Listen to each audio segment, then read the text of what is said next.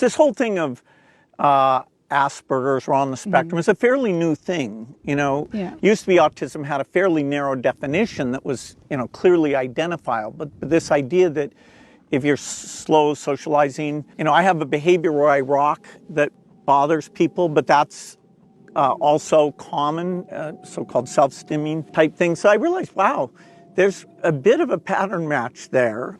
In his upcoming book, Source Code, Bill Gates reveals new details about his childhood, including the realization that were he a kid today, he would be diagnosed on the autism spectrum.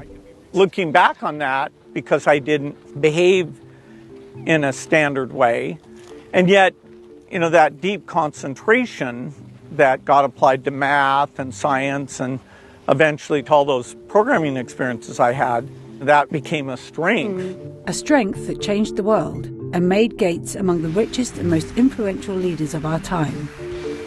I caught up with him in California to speak with him about his early years and on the issues of the day, as Trump takes office with tech leaders lining up to support him. Did your parents, did they ever worry about you? I mean, you used to slip out of the bedroom window and go and code in the middle of the night. Do you think they worried about you, or do you think they were just like, nah? They worried about would I fit in. The two things they did, one, sent me to a therapist who got me thinking about how I applied my energy, and then sending me to a really great school. Yeah. Those were great for me. It was at school that Gates first met Paul Allen, his Microsoft co-founder. The two were among the first tech titans. It seems to me there's been a culture shift, though, in Silicon Valley. Perhaps it characterised it as it used to be sort of tech nerds, and now it's very much tech bros. Do you sort of feel like you're still part of it? Well, I think they're still nerds, as far as I can tell. They don't deserve some new term. Jesus, they're just as nerdy as they ever were. I mean, come on.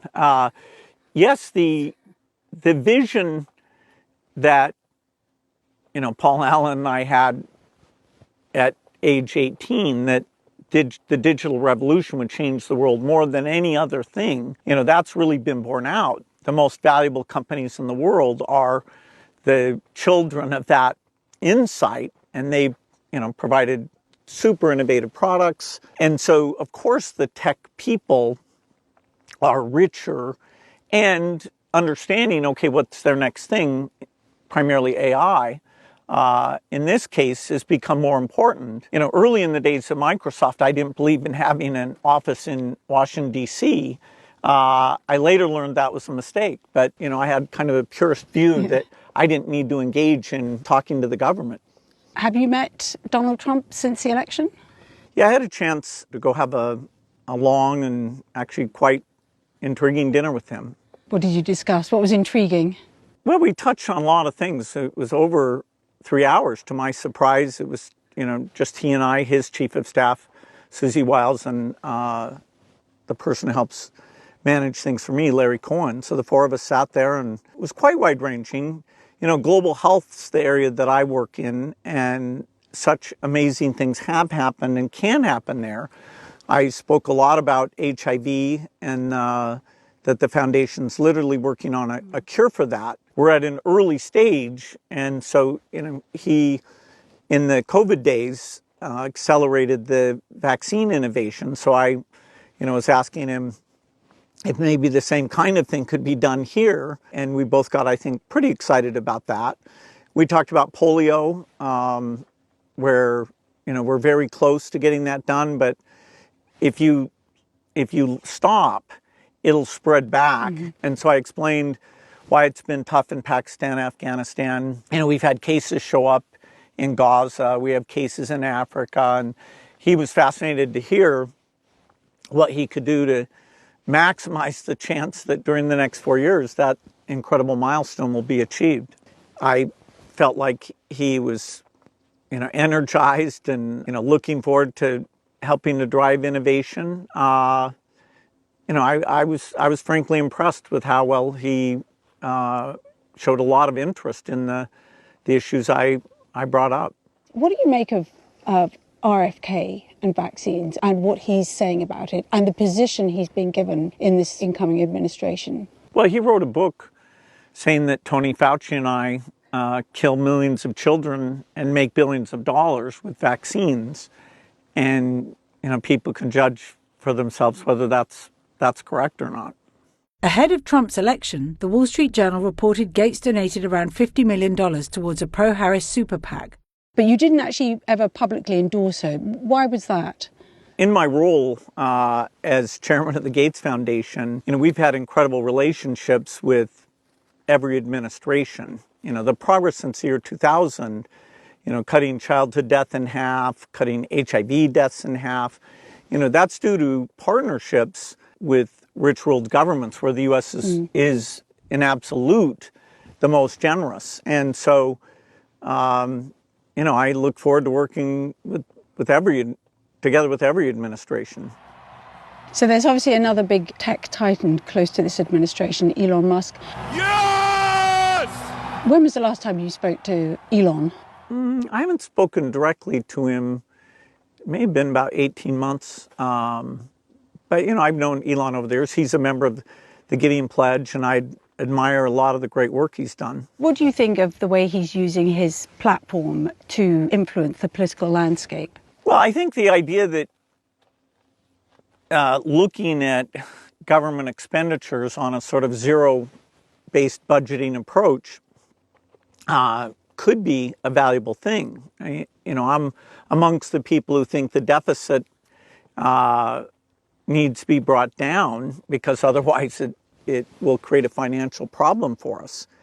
And so, that effort could come up with some good things. I'm not, trying to talk about European politicians like he is. So some of that surprises me a bit. But wow, he finds time to do a lot of things. If you were Elon Musk and you were put in charge of the DOGE project, where would you be looking to make savings? Well, given the numbers that they've tossed around, they'll have to look at everything, including pension, defense, healthcare. My view is most departments, there probably are, 10 to 15%.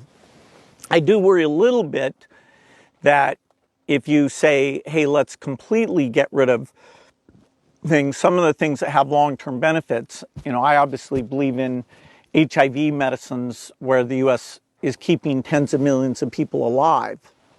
And if you cut those off, not only would they die when we have a cure on its way, but the negative feelings you'd have, say, in Africa would be worse than never having done the thing at all. So the parts of the budget I know well, yes, you could optimize, but I hope the value system still includes the 0.5% that saves all those lives.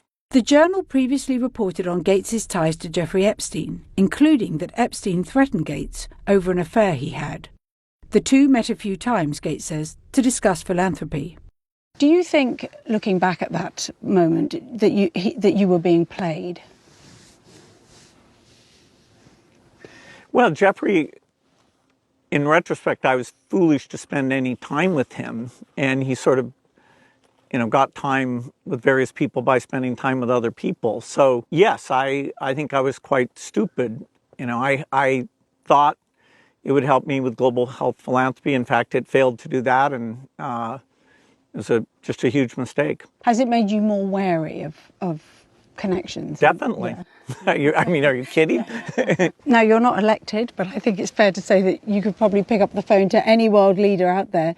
Who's the last world leader that you spoke to? Because of how engaged the foundation is in these global health issues, I talk to world leaders a lot. Mm-hmm. So in the last month, I've talked to President Macron, Ursula von der Leyen. Do any of them ring you up and ask you for advice on how to handle Donald Trump? No, I've never had that. I've had people be quizzical about maybe what they should do, but they're on their own on that one. As far as China's concerned, what do you think about the direction that US-China relations are going in? Well, I think it'd be great if we had more win-win elements in the relationship. That seems like a pretty small thing, but if you think about climate, or if you think about healthcare innovation, or certain kinds of terrorism, including not only nuclear, but also bioterrorism, being prepared for epidemics. We'll see how the two big powers can get along. You mentioned a number of scary prospects there. What keeps you awake at night? The chance of a natural pandemic in the next 4 years is, somewhere between 10 and 15%. And, it'd be nice to think we're actually more ready for that than we were last time, but so far we're not. You really think we're not? No, we're absolutely not. Why not? People, rather than having a consensus about, what tools are missing, are mostly still replaying the various mistakes that were made. So, I wouldn't say that we're as far along as you'd expect after trillions of dollars and millions of lives have been lost. While Gates is known for looking at what's next, the book, he says, has given him time to reflect on the past. With this greater understanding that you earned from writing the book, has that brought some sort of wisdom, do you think? Well, hopefully as you get older, you're more reflective and you have wisdom. I find myself in meetings, talking about similar situations that I dealt with that either didn't succeed or did succeed. So you get into what they often talk about as a more generative mode. And writing these books certainly fits that approach, although, I think, am I looking backwards too much? Because, there's so much exciting stuff still to be done.